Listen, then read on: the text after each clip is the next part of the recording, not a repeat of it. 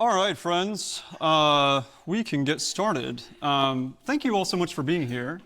Welcome to the inaugural summer lecture of the Theophilus Center for the Study of Ancient Judaism and Christianity. Just a few words about what that is before we start. The Theophilus Center is a new educational organization that I'm launching, and it's aimed at academic research and public scholarship that addresses the history of ancient Judaism and Christianity, their cultural contexts, and their literary traditions. And so the center exists to develop resources, organize events, and support scholars who share an interest in those fields of study. The center has a couple of primary aims. First, the center aims to produce, promote, and facilitate scholarship on ancient Judaism and Christianity. And second, more germane to tonight's event, the Theophilus Center aims to help non-academic audiences learn about ancient Judaism and Christianity through public engagement outside of academia. So that's kind of what we're doing tonight, bringing insights and results from academic research to you outside of the academic sphere. So having said all of those words, tonight's lecture is entitled Ben-Hur, Josephus, and the Walking Dead. I'm going to talk for approximately 50 to 55 minutes, and then we'll have time at the end for questions. So if you do think of questions as we go, jot them down on your phone, remember them, and ask me when we get there. Let's begin. Most people know a couple things about leprosy in first century Judea. First, people with leprosy had an incurable, severely disfiguring disease. The second thing that most people know is that people with leprosy were ostracized from society and forbidden from taking part in everyday public or religious life. So these are things that most people would say, I think, they are aware of. As an illustration of this, I'm going to show two different video clips over the course of this presentation.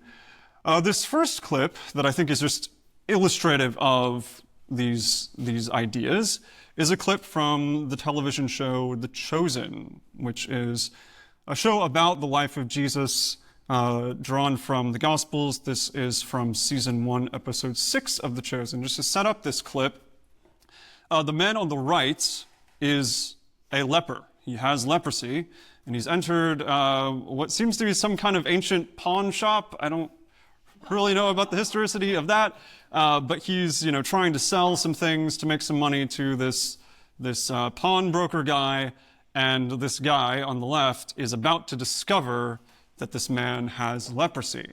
And we're about to see his reaction. Let's see. I can justify 20 denarii.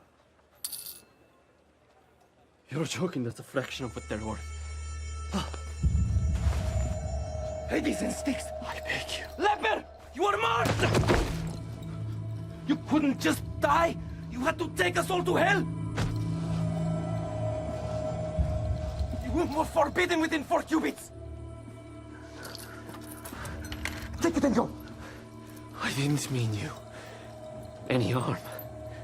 My tools were all I had left.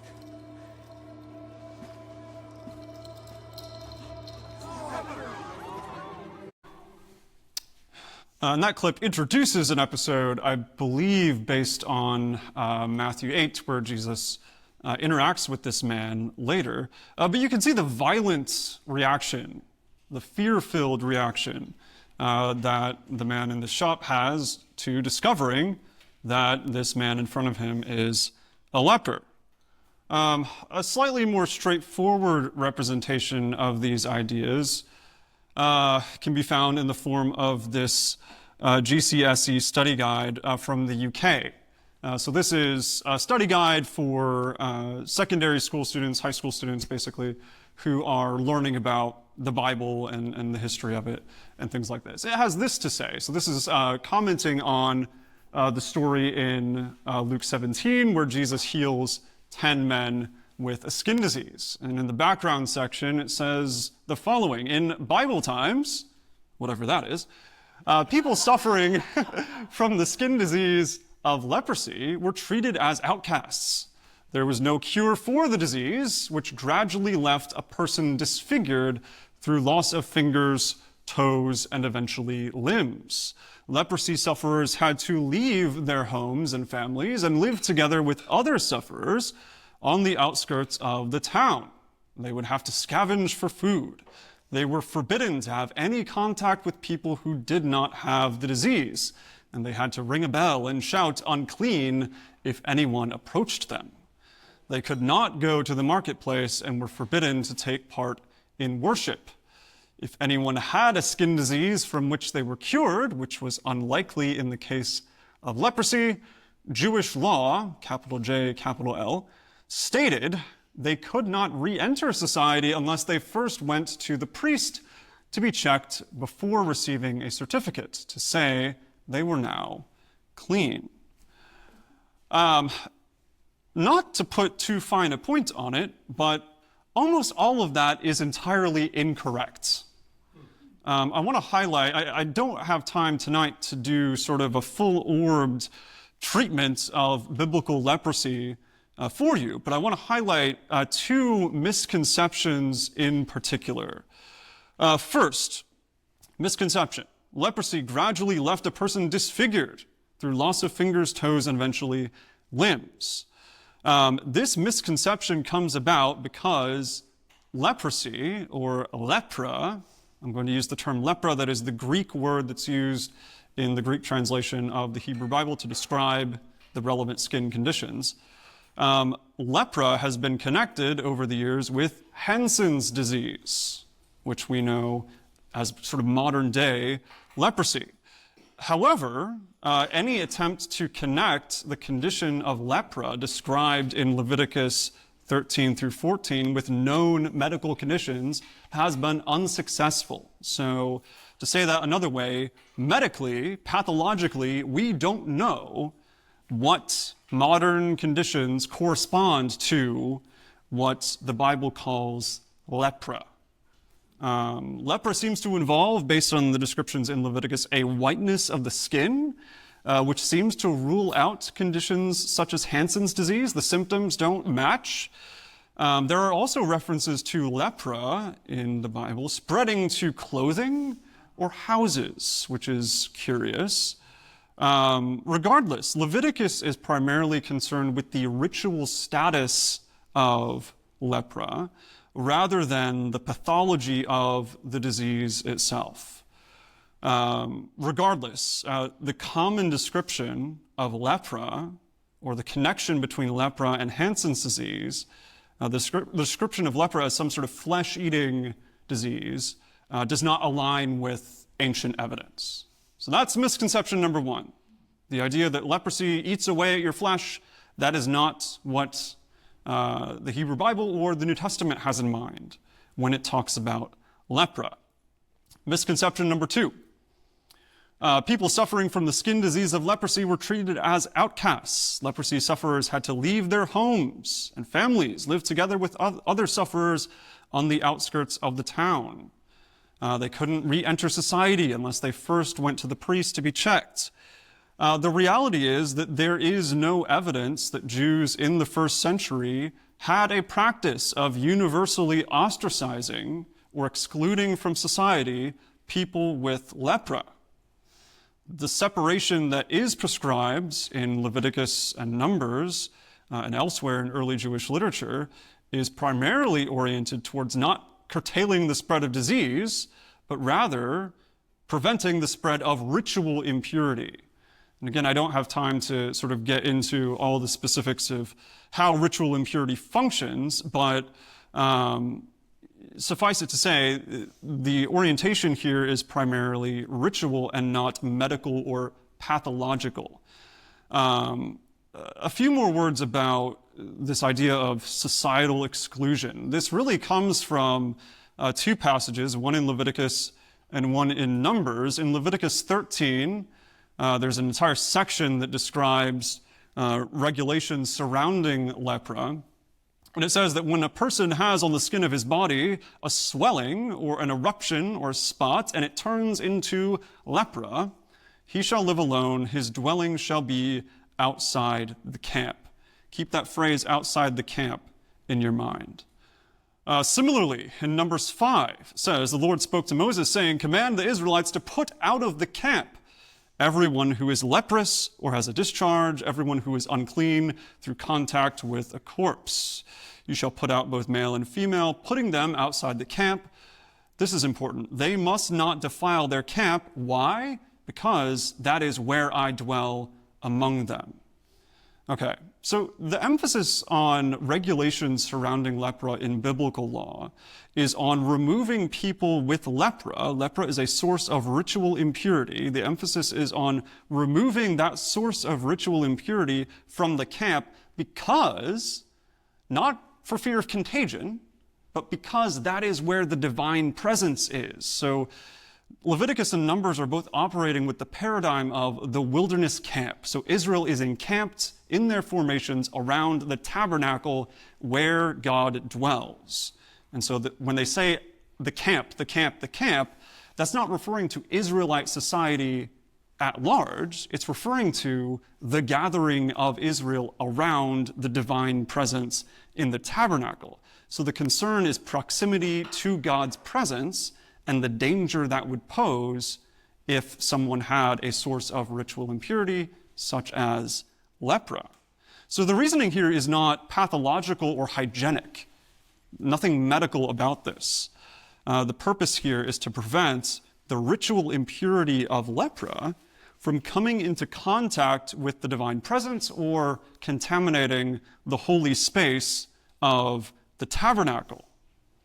So we're not dealing with quarantine here. A few bits of information about how this plays out. Luke 5 discusses a man with lepra approaching Jesus, quote unquote, in one of the towns.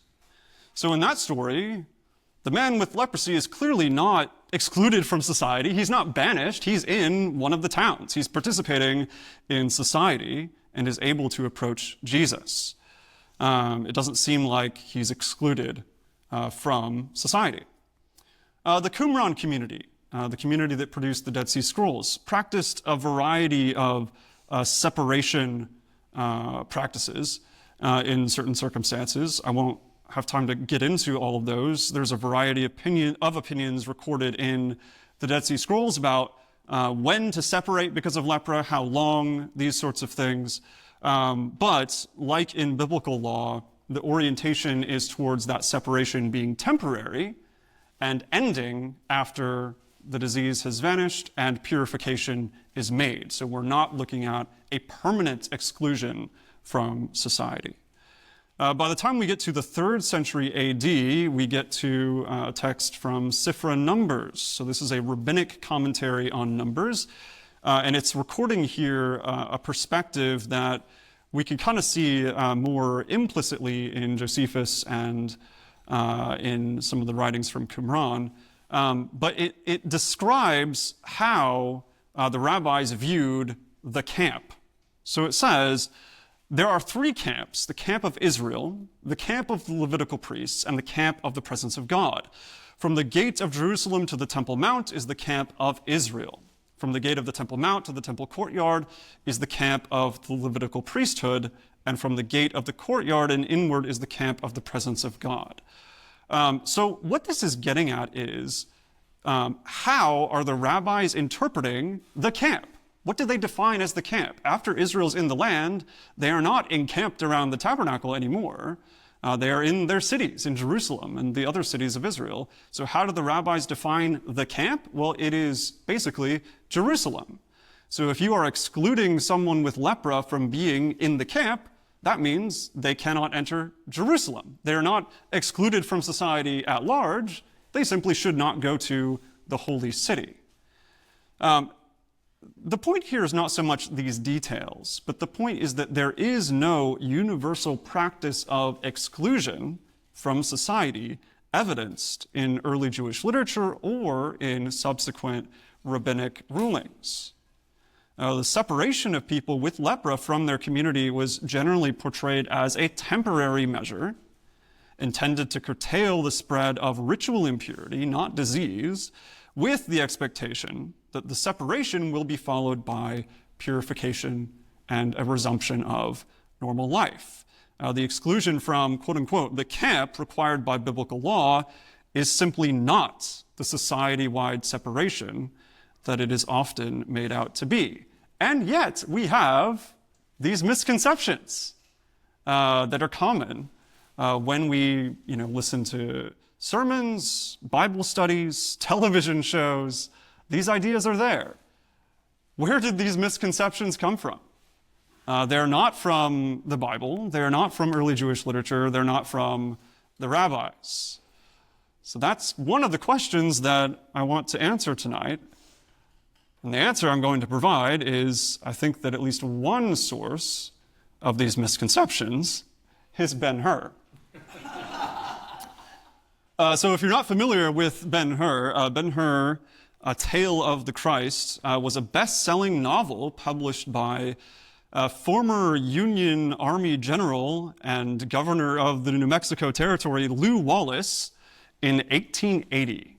So Lew Wallace, an American, wrote and published this story about basically the family of a Jewish nobleman named Judah Ben-Hur, his kind of adventures within the Roman Empire, and these sorts of things. This story has been, I think, one of the kind of original multimedia blockbuster properties. It had stage adaptations as recently as 2009 and 2017. It was turned into a musical in 2017, I believe, in South Korea. So this is still very relevant. It's had many film adaptations beginning in the silent film era. So film adaptations in 1907, 1925, the most famous one from MGM in 1959, two more adaptations in 2003, and as recently as 2016. And just to give you an idea of the scale, the 1959 MGM film still sits at number 23 on IMDb's list of inflation-adjusted highest grossing films, starring Charlton Heston.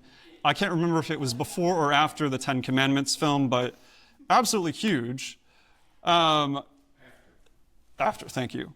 The relevance here is that leprosy plays a massive role in the plot of Ben-Hur. And so I think it's safe to say that Ben-Hur, in whatever iteration, functions as perhaps the most widely consumed portrayal of biblical lepra outside the New Testament. So in terms of its influence on lepra, leprosy in the popular imagination, I don't think it's possible to overstate the influence of Lew Wallace's story. And I want to show you a clip from the 1959 film. So to set this up, Judah Ben-Hur has recently returned to Judea to discover that his mother and his sister have contracted leprosy and are living in the Valley of the Lepers, this sort of desolate, abandoned place where the lepers are apparently forced to live in squalor. And he has been looking for his mother and his sister. They have tried to hide the fact that they have leprosy. They want him to think that they are dead so that he will, not come looking for them and risk contracting leprosy himself. So this is him about to kind of catch sight of them for the first time. Why did you tell me they were dead? It was what they wanted. Judah, you must not betray this faith. Will you do this for them? Not to see them. They're coming. Judah, love them in the way they most need to be loved. Not to look at them. Judah, let it be as if you had never come here. Please, Judah!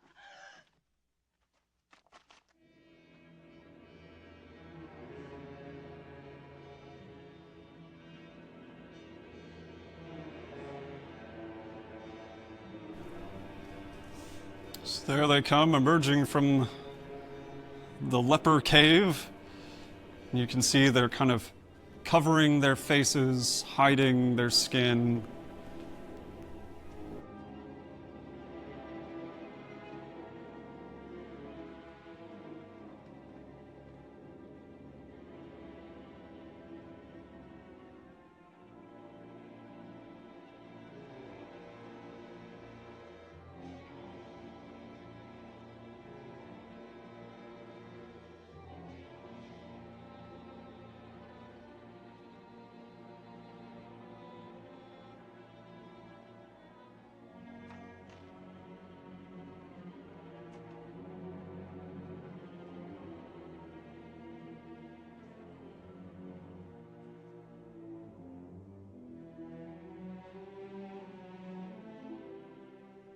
Is Judah well?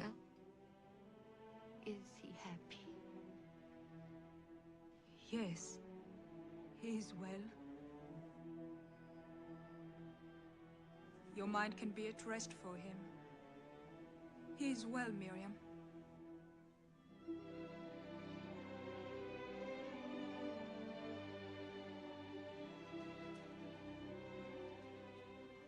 God be with you.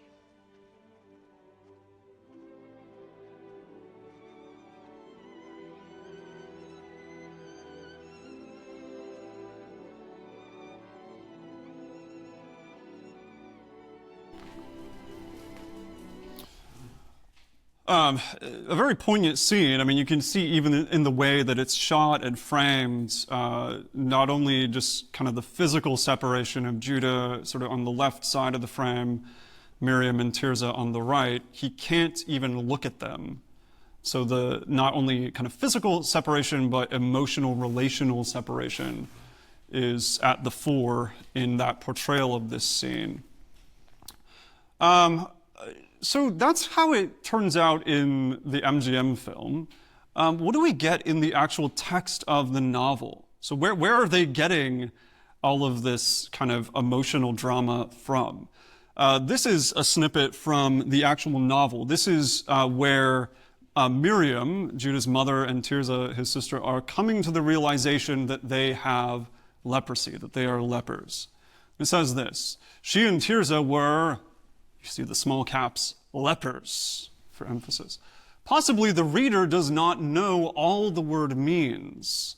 Let him be told it with reference to the law of that time, only a little modified in this. Quote, "These four are accounted as dead: the blind, the leper, the poor, and the childless, Thus the Talmud.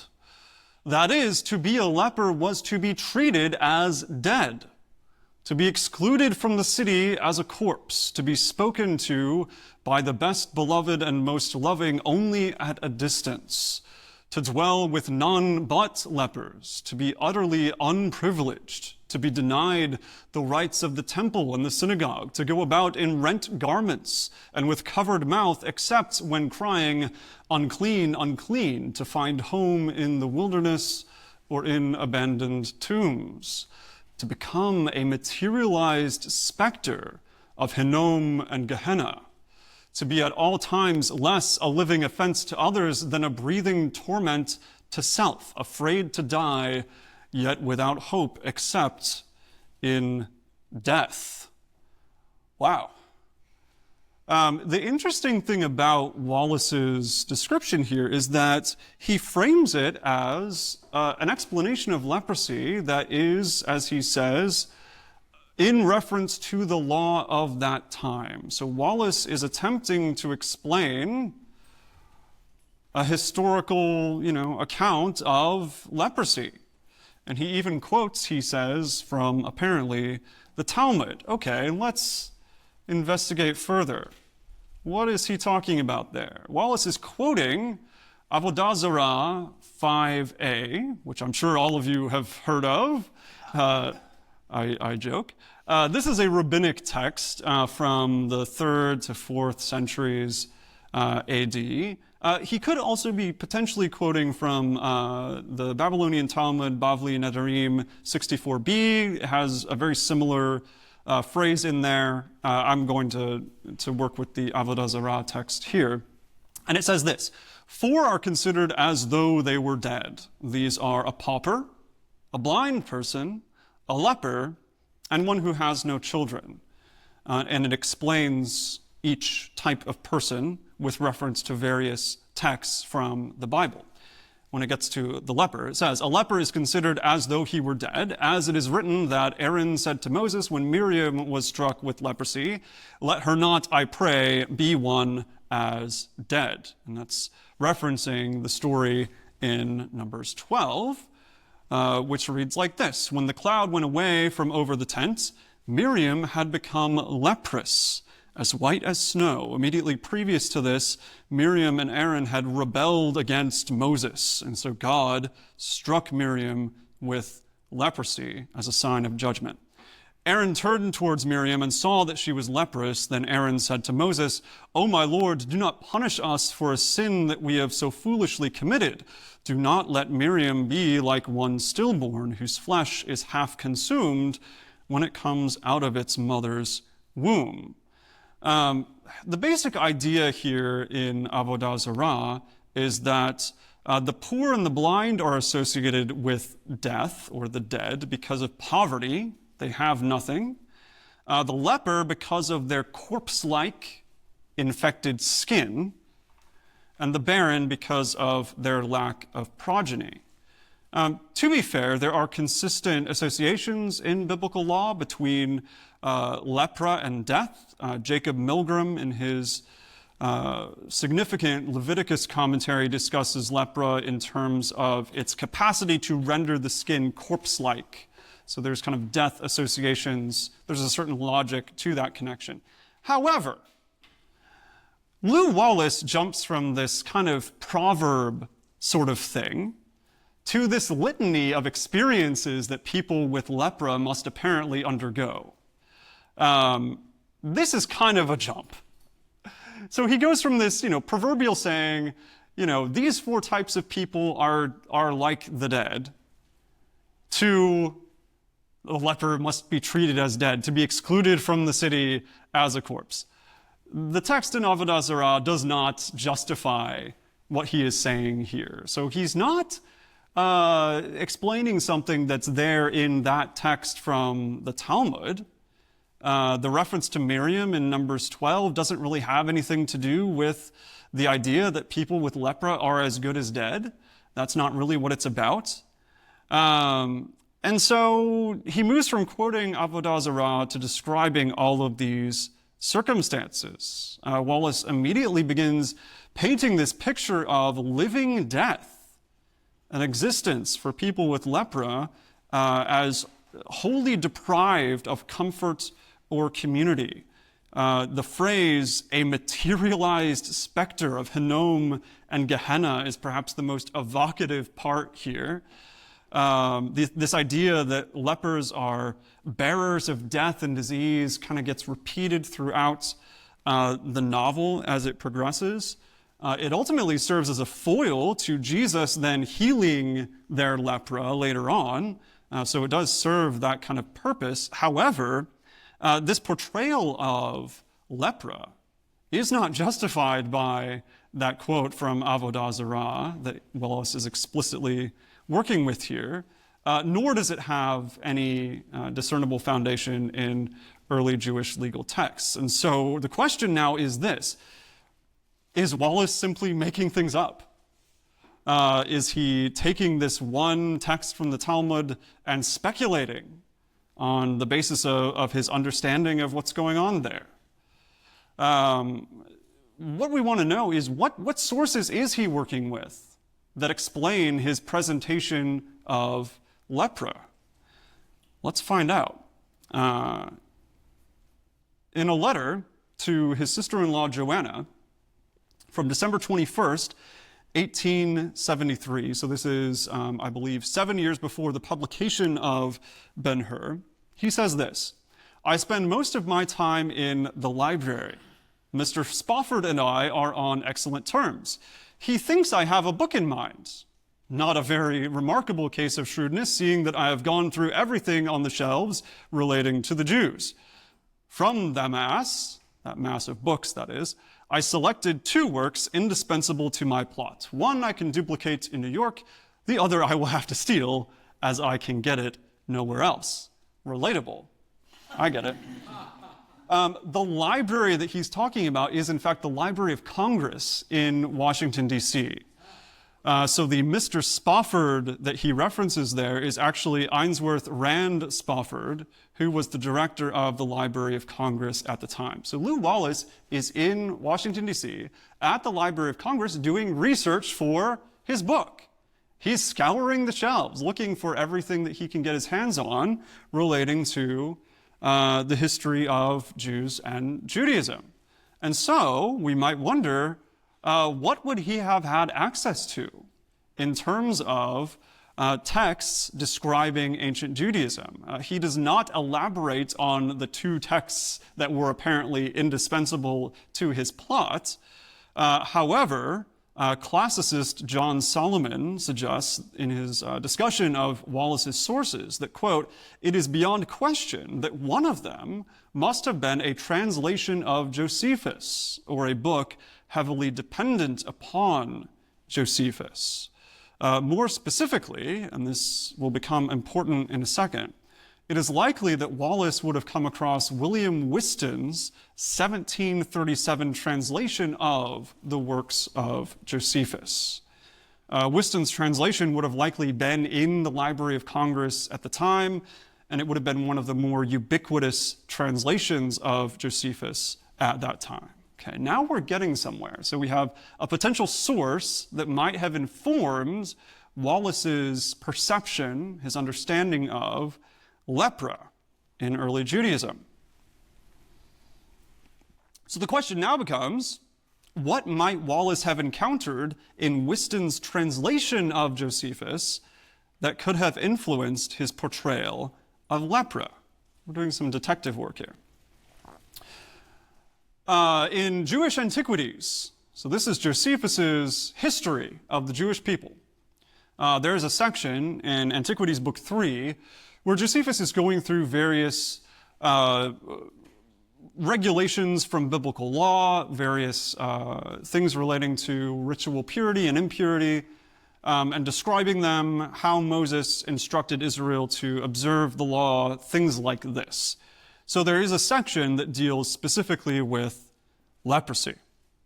So in Whiston's translation, it says the following: Moses also ordered that those whose bodies were afflicted with leprosy should not come into the city. And there in Josephus, the city means the camp. The law permits those also who have taken care of funerals to come in, that is, come back into the camp, after the same manner when this number of days is over. So handling corpses transmits ritual impurity. After a certain amount of time and performing the proper purification, you are pure. So he's saying those who touch corpses can re-enter the camp after the appropriate number of days. And for the lepers, he, that is Moses, suffered them not to come into the city at all, nor to live with any others, as if they were in effect dead persons. Okay, that's interesting. A more modern translation by Louis Feldman handles it this way. So we're comparing 2 translations of the same Greek text. Moses is expelled from the city both those whose bodies were attacked by leprosy. Similarly, it is prescribed by law for those who have buried the dead to associate with the community after as many days. He banished lepers completely from the city, associating with no one and in no way differing from, and here I'm adding, the previously stated situation of a corpse. Okay, so the major differences here are lepers in effect dead persons, or are they ritually similar to a corpse? Those are actually very different ideas. So there's a huge difference in the way that those final phrases read in English. If I say that somebody is like a dead person, that sounds different than they are like a corpse. Okay? In Feldman's translation, those with lepra are excluded because their ritual situation is the same as either a corpse or those who have handled it in terms of their ritual impurity, their ritual status. So corpses and lepra are both severe sources of impurity. They both require purification. They require potentially separation from others to avoid spreading ritual impurity. So Josephus seems to be saying that in the same way that those who handle the burial of the dead must separate themselves from others for a time until they can perform the proper purification, so too must someone with lepra separate themselves until their time of purification is over.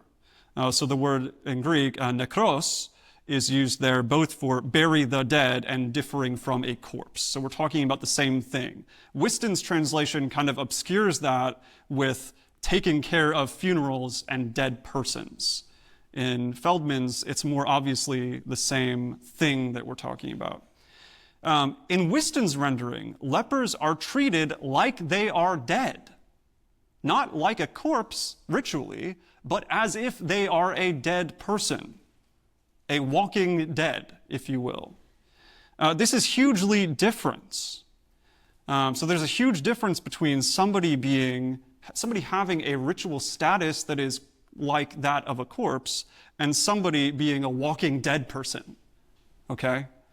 I think that in reading Whiston's translation, Wallace has picked up the wrong idea. If you take the idea that lepers are in effect dead persons and go back here, what he's saying makes a lot more sense.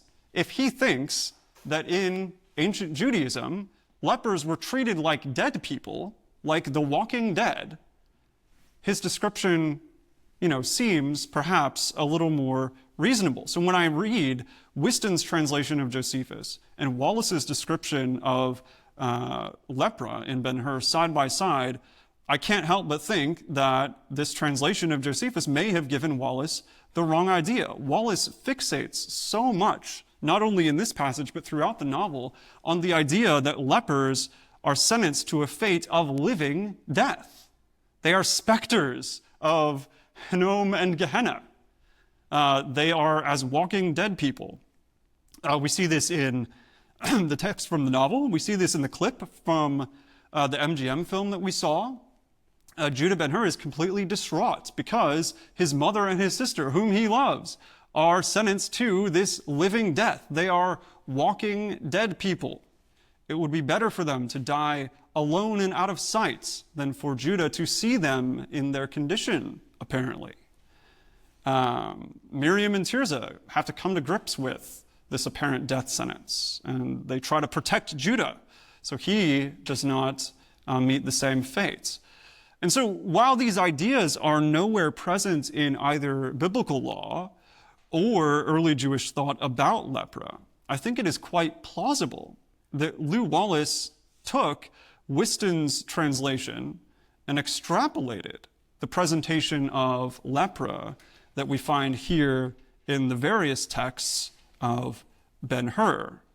And if Wallace did indeed use Whiston's translation, I think that's quite possible. Okay, so what?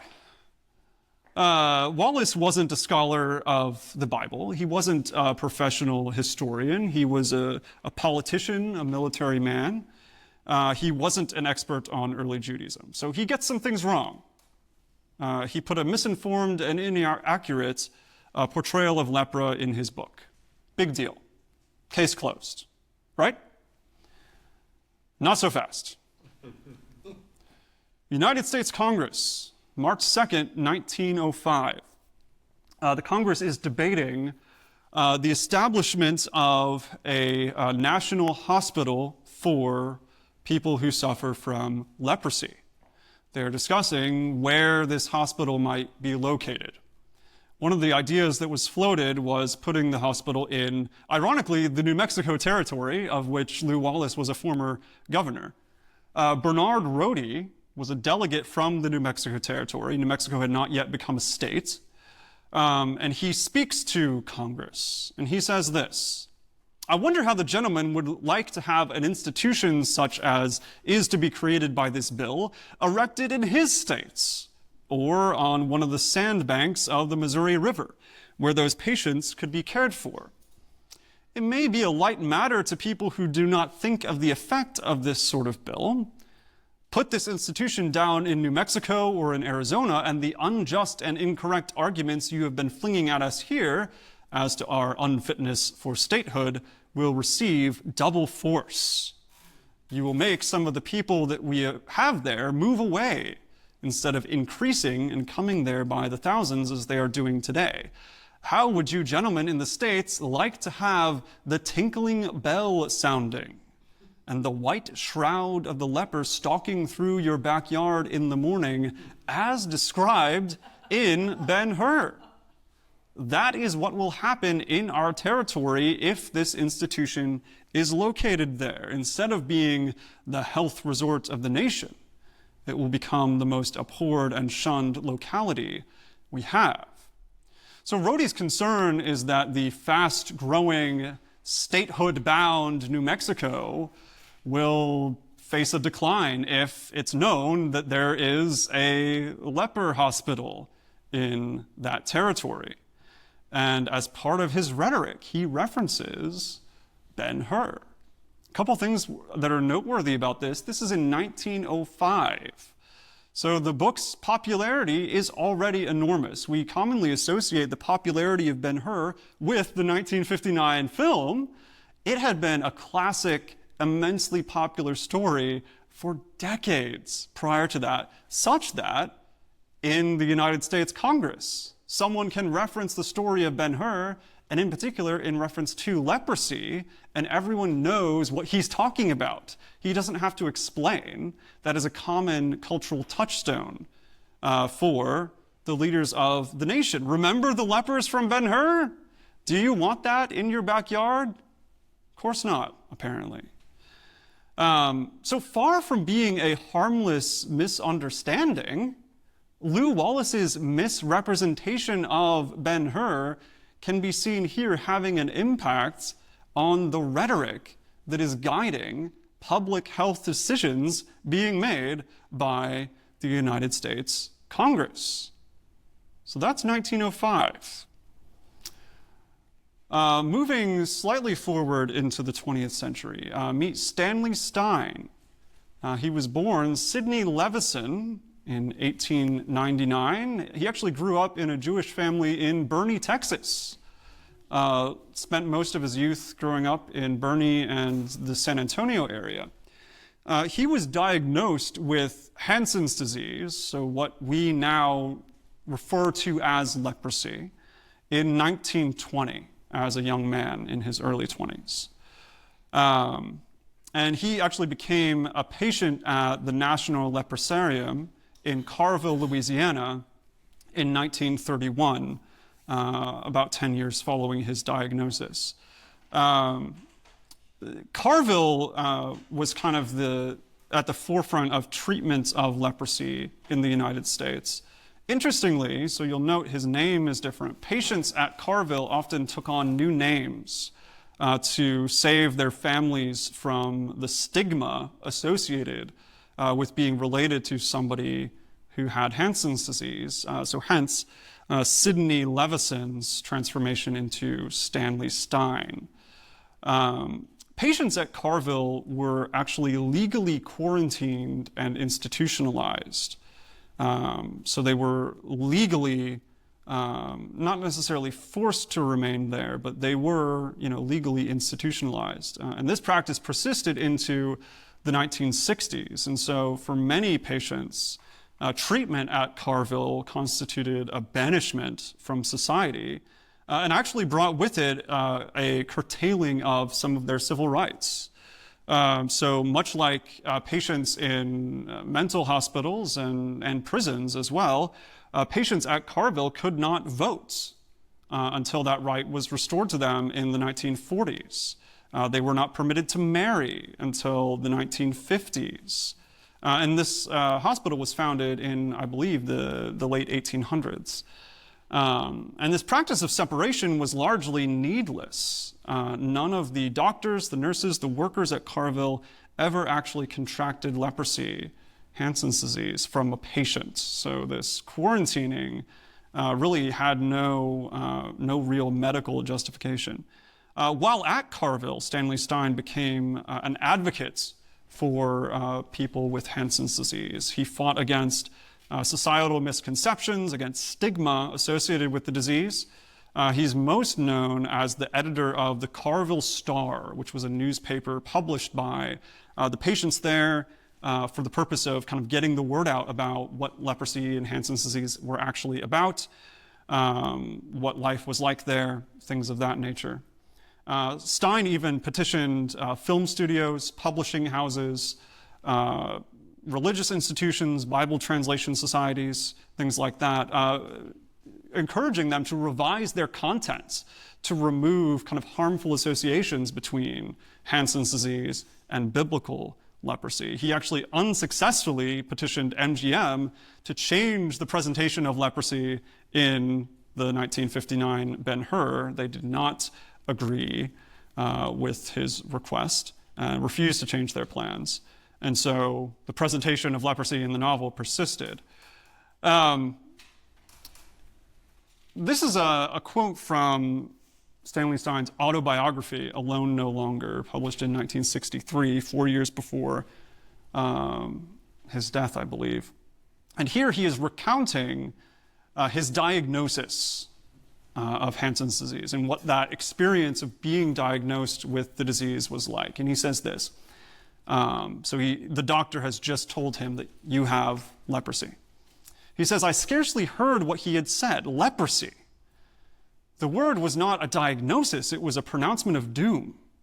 My hopes and ambitions were collapsing about me. My future was in ruins. My present, a great cold emptiness. Despite the doctor's kindness and understanding, I left his office convinced that my life was over.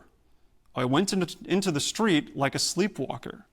All the myths and frightening stories I had heard about leprosy rushed through my mind, obliterating the doctor's reassuring words. I remembered old engravings of lepers carrying a bell. I recalled the scene from Ben-Hur and the chilling cry of unclean, unclean, as the hero's mother and sister were driven from the city. So as Stanley is recalling his reaction to this diagnosis, he remembers thinking about the story of Ben-Hur as he is grappling with this new reality that he has Hansen's disease. He is processing this medical condition that he has. And so the story of Ben-Hur actually shaped his feelings about his diagnosis and the way that he thought about it. A slightly different perspective. This is a story that appeared in the Carville Star, the paper that Stanley Stein was the editor of. This story was written by one of the nuns who staffed the hospital. So the hospital was staffed not only by medical doctors and nurses, but also by nuns. So Sister Catherine Sullivan, this is written in 1954. She is recalling the intake process for two particular patients that are being brought by this man. And she says, with the naked simplicity of agony that casts aside all the trappings and trammels of grief, the man said, I brought my mother and my sister. His mother and his sister, Ben-Hur, come to life. I recalled Lew Wallace's classic, and memory poignantly pinpointed one scene. The mother and sister of Ben-Hur, lepers who have no home, stealing back for one look at the mansion that once was theirs, and finding Ben-Hur himself asleep in the garden. The mother restrains herself with superhuman power, yet touch her son she must. She kissed him, then withdrew. I felt angry panic rising within me. Was our 19th century so different from the first? Was not there a cosmic conformity of the dust of Louisiana with the dust of Judea? Had we stood still through the centuries? So Sister Catherine's impression of the first century and the apparent cruelty of Jewish society towards lepers, from her perspective, leads her to lament the state of American society in the modern era. So when she recalls this particular man and the plight of his mother and his sisters, she thinks of Wallace's story. Again, this is before the MGM film. Her final question is noteworthy. Had we stood still through the centuries? And as much as I would like to answer that question in the negative, I'm not sure that I can. Misunderstandings about biblical lepra continue to appear in Bible studies, in sermons, in popular media, such as the many adaptations of Ben-Hur and The Chosen. As we have seen, these sorts of misunderstandings aren't simple inaccuracies or anachronisms. Our reading of the Bible, our understanding or our misunderstanding of history, these things actually have real-world effects. And it's my contention that we can do better. So in conclusion, my goal here is not to scold. I'm not here to demonize Lew Wallace or William Whiston or the creators of The Chosen, or any of the countless pastors and teachers who have misunderstood or misinterpreted biblical lepra over the centuries. Lew Wallace was not an expert in the history of early Jewish thought. His writing reflects that. That math adds up. I am perhaps less positively disposed towards The Chosen, since I think the errors that we saw in that clip are largely unforced and avoidable, but critiquing that particular show is not my purpose here. However, I do want to simply present everything that I've discussed tonight as evidence that biblical scholarship, the historical study of ancient Judaism and Christianity, the translation of ancient texts, these things are not neutral. The way that we think about the past, particularly about texts and traditions that hold great cultural and religious power, these things have real-world impacts. And so those who engage in scholarship, like myself, have a responsibility to do their work well and to do it wisely. And further, scholars, I believe, also have a responsibility to speak outside their guilds, to make the results of their work accessible and available to the non-academic public. And this is, in part, why the Theophilus Center exists, to help people outside the academic guild learn about ancient Judaism and Christianity, and to help them benefit from the scholarly work that is being done in these fields. And so I'm grateful that all of you are here tonight, not, I hope, to merely sate your historical or intellectual curiosity, but to have conversations about topics, texts, and traditions that matter. Thank you.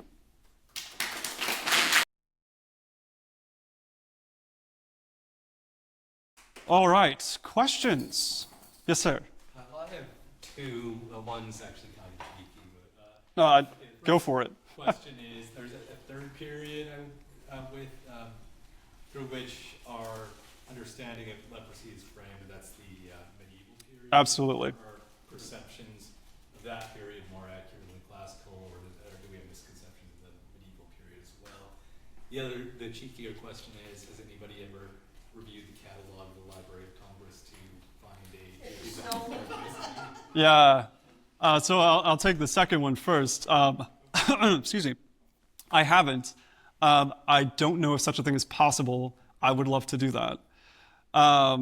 And yeah, I do think, one thing that I was not able to do leading up to this is to look at how, for example, medieval reflection on the bubonic plague might have intersected with, thinking about biblical lepra. How were they thinking about that? Was there some intersection? And I don't know, but that is a very interesting question, and I'd like to know that as well. Yeah, Senator. I have two as well, and you may not know this, but what is the leprosy? Is it a bacterial, do you know? Fungal?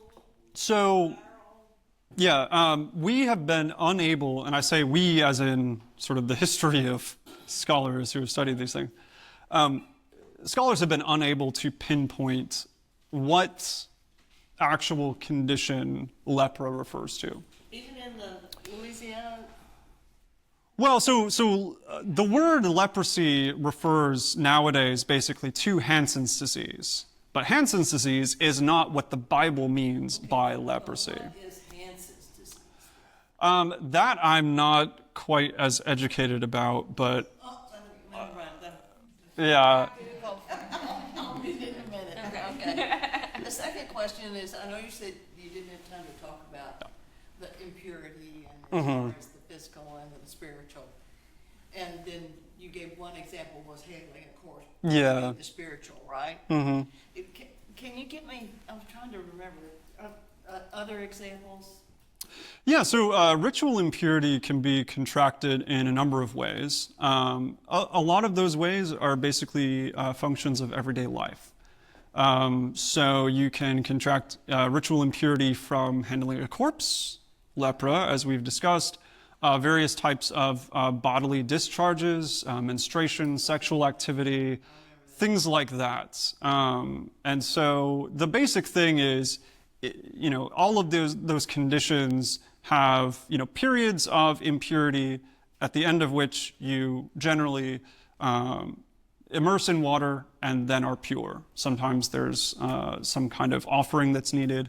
But basically it's just, if you contract ritual impurity, don't go to the tabernacle, don't come into contact with explicitly holy places or things, wait until the time of purification is over, immerse, and you're good. It's just kind of a part of everyday life. So does that apply biblically to lepra? Absolutely, yeah. Okay, so, and when Miriam was white as snow or whatever, that was obviously not the same as the sores and all that. So correct. Was that, I don't know if there's any way to tell, but is there a way to tell whether or not when they were experiencing it that they thought it was a permanent condition leading to death? That's a good question. I would say the vast majority of the texts in both biblical law and early Jewish literature that discuss lepra seem to assume that it is a temporary condition. There are two cases in the Jewish scriptures where leprosy, that I can think of anyways, where lepra is a sign of divine punishment. That is Miriam and also Naaman the Syrian in Kings. And so there are some connections between lepra and kind of divine judgments. But on the whole, lepra is viewed as a temporary skin condition that transmits ritual impurity, requires temporary separation, but it can be remedied. Or cure itself, or is it? Yeah. It's a temporary thing. Yeah. Okay. Yeah, Scott. Biblical scholars normally agree with you or with Lew Wallace? Well, I'll say it this way. They don't agree with me so much as they agree with Jacob Milgram, who wrote, one of the more, I would say, respected commentaries on Leviticus in recent memory, enormously influential on kind of the study of ritual impurity. So they're not agreeing with me. I agree with them. That's the right way to answer. That's good. But yeah, I would say kind of the consensus these days is that the types of things that Wallace presents are a fundamental misunderstanding. So what is something like that up and chosen? They had a ton of scholars helping them, I I know. I assume it's dramatic effect like all movies. Yeah, and that's kind of, that's one of the baffling things. And I don't know this for sure, but I kind of suspect that, maybe they referenced the 1959 Ben-Hur when they're thinking about filmmaking and kind of, almost paying homage to this other famous biblical film, right? But yeah, apparently none of the scholars that they talked to told them this is not how it works. So I'm a bit perplexed by that. I think they probably had the resources available and did not. I don't know. Well, amongst scholars, is there still all this misunderstanding? Or was it Yeah. intentional, I guess is what I'm in. As far as The Chosen goes, I don't know.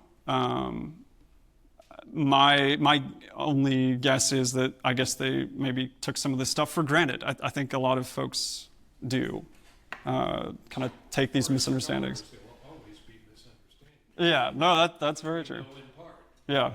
That's why we have people like Andrew that help us advance that.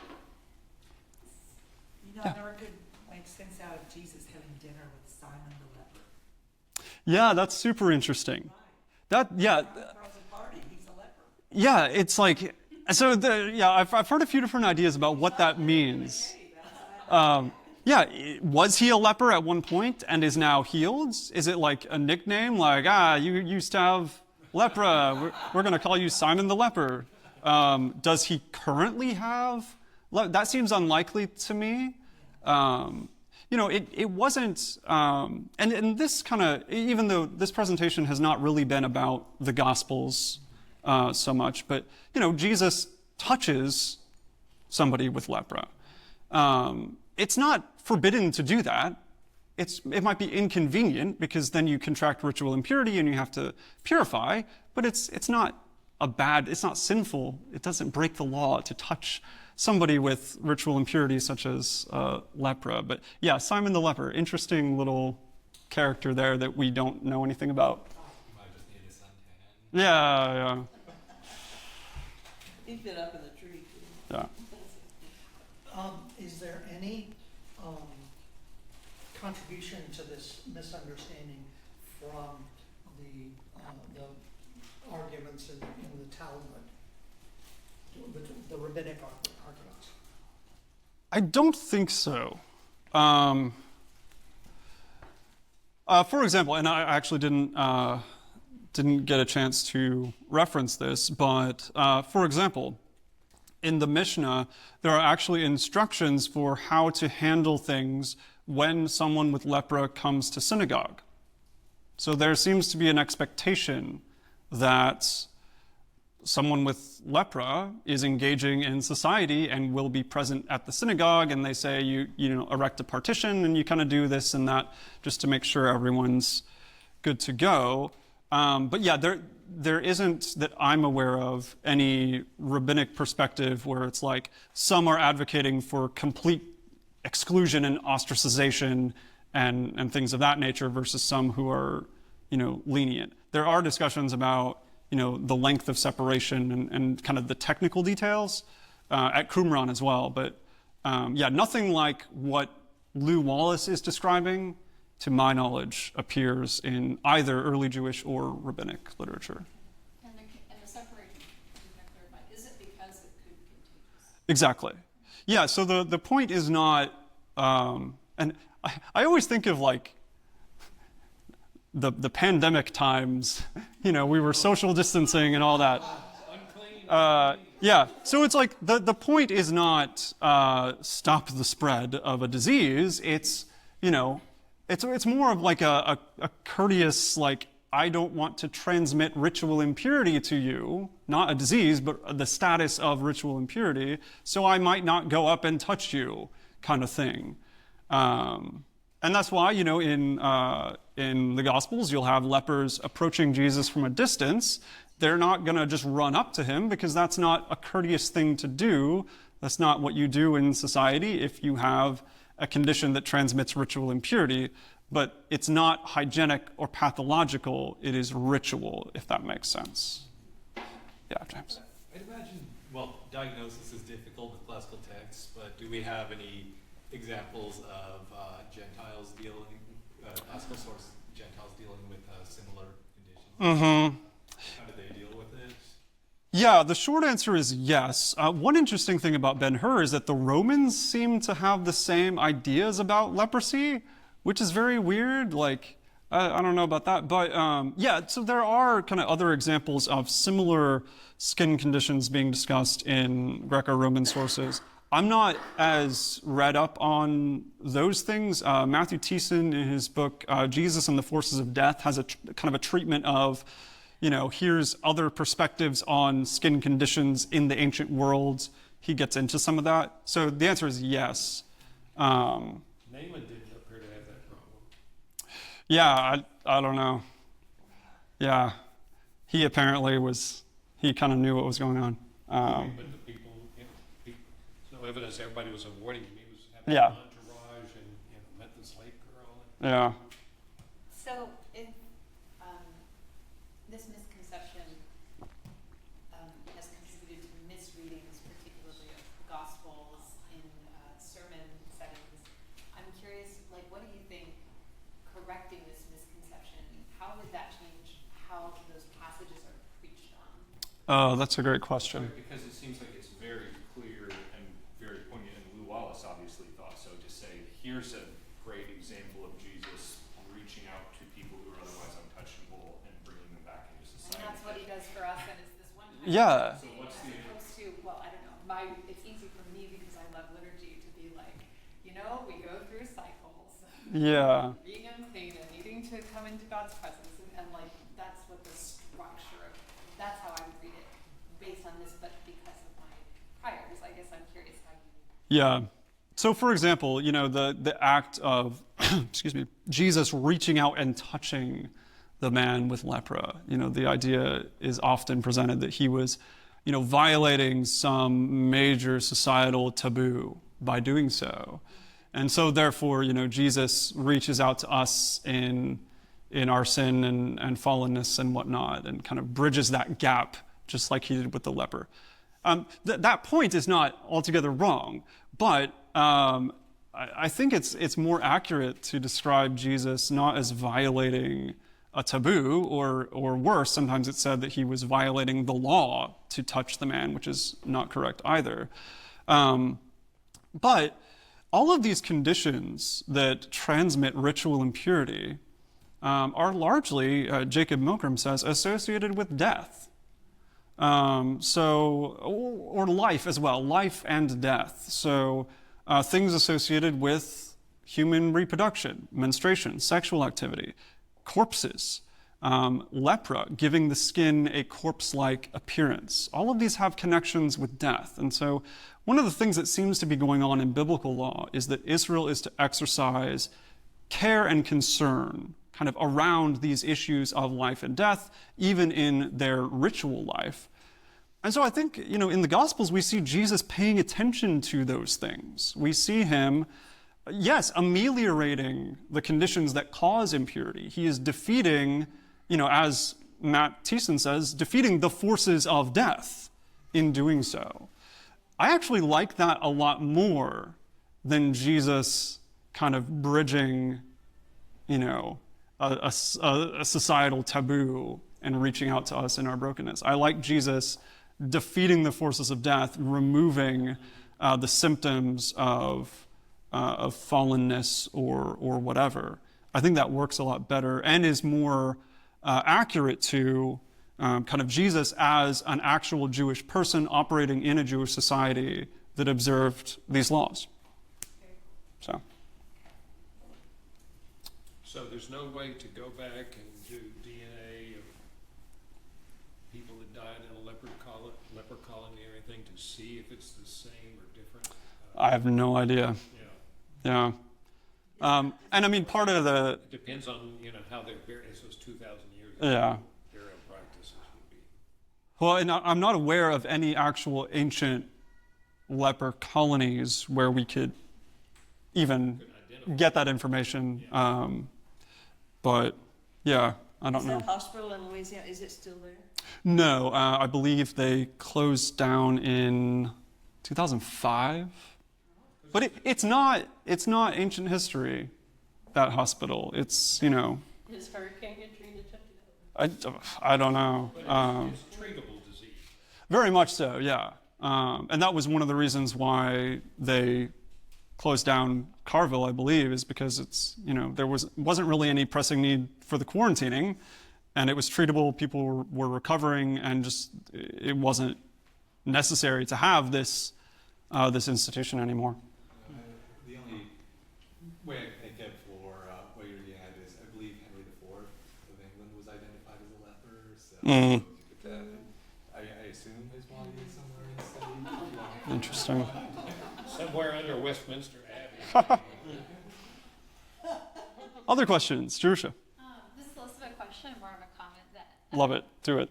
I was listening to a podcast maybe a year or so ago before I'd heard this from you, and it was a woman who was definitely not a Christian who was using this as an example of Christians showing extreme bigotry towards people. She was blaming Christians for the ostracization of the lepers.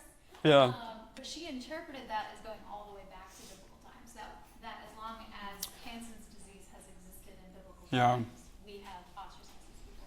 So it was just, I think, really jarring to me as a Christian, never having heard that before, to be like, wait, it's not contagious? Right. What have we done? Yeah. Why would God ask us to do this?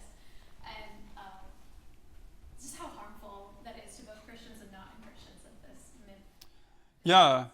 And you see that in Sister Catherine's story. She's kind of like, you know, we're still excluding people, you know, 1,000+ years later. Haven't we learned anything? She's kind of assuming this sort of cruel exclusion present in biblical law that's not actually there, I don't think.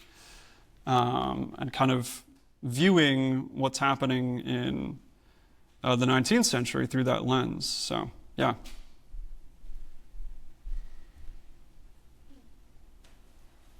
People with leprosy work, like if they were carpenters and they made a table, like if they touch the table and then someone purchased it, like could leprosy or ritual impurity transmit? Yeah, generally ritual impurity does not jump from people to objects to people. It is transmitted through physical contact with a person who has ritual impurity. There are a couple exceptions to this. A man with an abnormal genital discharge, things that he comes into contact with can transmit ritual impurity, for example. But in terms of lepra, I don't believe so. There is the very curious idea that clothes and houses can contract lepra. I don't quite understand that. I want to do more reading about that, but It could be your next talk. yeah, a leprous house. That's yeah. Are they white? Houses and like people who live in the house? Or No, the physical house. So the Mishnah talks about like scraping the paint? the leprous stuff off the wall and things, which is quite interesting. And I don't Where would you I don't research know. that? I don't know. I'll have to look into it. But anyways. Could you remind us what the Mishnah was? Yeah, the Mishnah is a part of the Talmud. It's a collection of basically rabbinic legal rulings. So it addresses, you know, various topics and describes kind of how biblical law is to be put into practice. So, for example, with the lepra, you know, here's how you implement all of the regulations from Leviticus and Numbers in various circumstances. It describes other things like sacrifices and tithing and all these different topics. Basically, here are the opinions of the rabbis about how we actually do this stuff. Yeah. And the Talmud is? Basically just a collection of all kinds of different rabbinic teachings. It records debates between rabbis and all kinds of interesting stuff. Yeah. Yeah, so there's kind of two, and I'm not an expert on the Talmud by any stretch of the imagination. I am but a humble Luke Acts scholar. But yeah, so there's kind of two versions, the Jerusalem Talmud and the Babylonian Talmud. Any other questions? Seeing none. Oh, yeah. To fall down this research Well, I started reading about it, lepra in particular, during a class I taught, I guess, last fall on biblical law at Redeemer, and just started thinking more about Ben-Hur and kind of the multimedia presentations of lepra, and yeah. So you were previously like aware of this, like, evidence? Mm-hmm, yeah. That was excellent. Thank you. Well, thank you all.